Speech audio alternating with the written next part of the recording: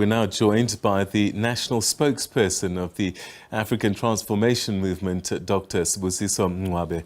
Thanks very much indeed for joining us. Welcome to the program. Thanks, Peter, my brother. Good evening to you and the viewers. What's your reaction to the extension that's been given to this panel? Well, as a party, we've accepted the extension because, as we all know, it's the chairperson of the committee who wrote to the Speaker requesting. It's not the Speaker who just granted the extension. And the chairperson did that after looking at the thorough work that is still outstanding and the volume of evidence that has been presented by us as a party and other parties, EFF, UDM, and we understand as well that the president also responded. So we cannot object if the panel feels that there is much to do, because we also want to see this matter being handled thoroughly and professionally. All right. There's no danger that it'll go beyond the 30th, given the volume of work that you say is there?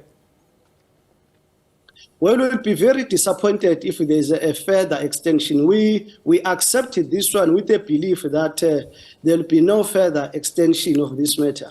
In our view and our wish, this matter should be concluded before the end of this parliamentary term. That is to say, before members of parliament can go to recess, this matter should have been concluded, the report given to political parties presented in the House. So we believe that there will be no further extension. The fact that we accepted this one does not mean that there's no urgency in the matter as far as we're concerned. We'll be very disappointed and even maybe object if there is a further extension in this matter.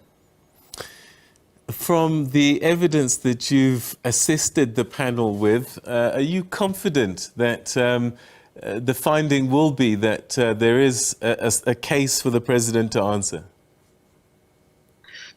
Well, we are very much confident as a party. What we presented there is something that we believe it will highly assist the panel to do its work. These are matters, some of them that are in the public domain. Some of the things that the president himself has admitted. There are things that are there in the Constitution that should have been done in the first place. If you interpret the Constitution, you will see that no other person can come to a different conclusion from what we presented. So we are very much confident with our case. What if they do come with a different conclusion? Oh, definitely we'll contest. We'll contest.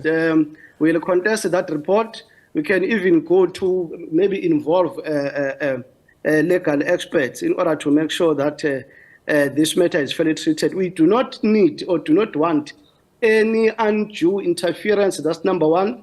But number two, we do not want members who are the members of the panel, whom we respect so much from the judiciary, to be tainted unnecessarily.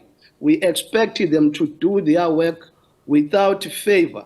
They should be as neutral as possible. So should we get a different outcome, or definitely we'll contest that, because we are confident that what we've presented should assist them to come to the progressive conclusion. But that would suggest that for you, there's only one result and any other result is unacceptable. I mean, these are experienced, well-learned judges. Perhaps they might see things differently to you. We are not saying to the panel, crucify this man. If you fail, we crucify you. That is not the approach. We're going to study the report, obviously. As we have said, there's a former Chief Justice there, the former High Court judge, and other experts as well.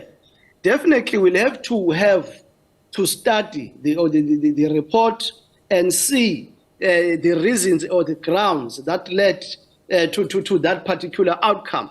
But I'm saying it's not that we are saying do this. We're going to start it and get an opinion and contest it if possible. Because it's clear that there are things that the president himself has admitted, that there was money, he's doing business. And our own Constitution, 96(2) A and B, prohibits all members of cabinet to do business. to do other paid work. They should focus on what the state needs from them. So those are straightforward things that give us confidence that the results can't be negative. So you're not buying his story that he explained to his party during its NEC meeting recently? We are the independent party ourselves. We are not concerned about what happens to other internal issues of the ANC. We are doing our work as members of parliament to hold the executive accountable. Whether there is NEC, there is integrity commission, those are not the things of the state. They are not the things of government. Those are the internal arrangement of the ruling party. We are doing, members of parliament are doing their work to hold the executive accountable. He says that it's not millions that went missing. Is that something you dispute? Well, how much? The more the president tries to avoid this matter, the more confusion he brings to everyone. Because this speculation that no, it's not the million rand, it's not this. How much? This is not what we do not get from the president. The more he tries to hide and respond, he put himself to the deeper problem. So we are not going to say we believe or we do not believe. He should have just clarified this matter clearly. If it's his money, as he's saying, he knows exactly that he lost 10 rand, he lost 20 rand. Why there's this confusion from him? So we do not believe anything that he says now, up until the report, the report of the panel is out. All right, so the report comes out. What are the next steps? What happens after that? Well, once the panel is done with the report, obviously it will be taken to the Speaker's office, where it should be processed, given to leaders of political parties, be presented in the House, and then we'll see if really there is a case to answer by the president. Then we are moving to the establishment of impeachment committee, Section 89 committee. I think that's a process that should be unfolding going forward. And the Speaker, you would expect, would table that report very quickly after receipt. She won't have time to look at it first? No, we know that the Speaker might say she also wants to apply her mind and study and get the advice in the report. We know, we cannot deny that particular process. But what we are saying is that it's our wish that that should be done quickly before members of parliament go to recess. Before the end of this term, this matter must be processed and be finalized.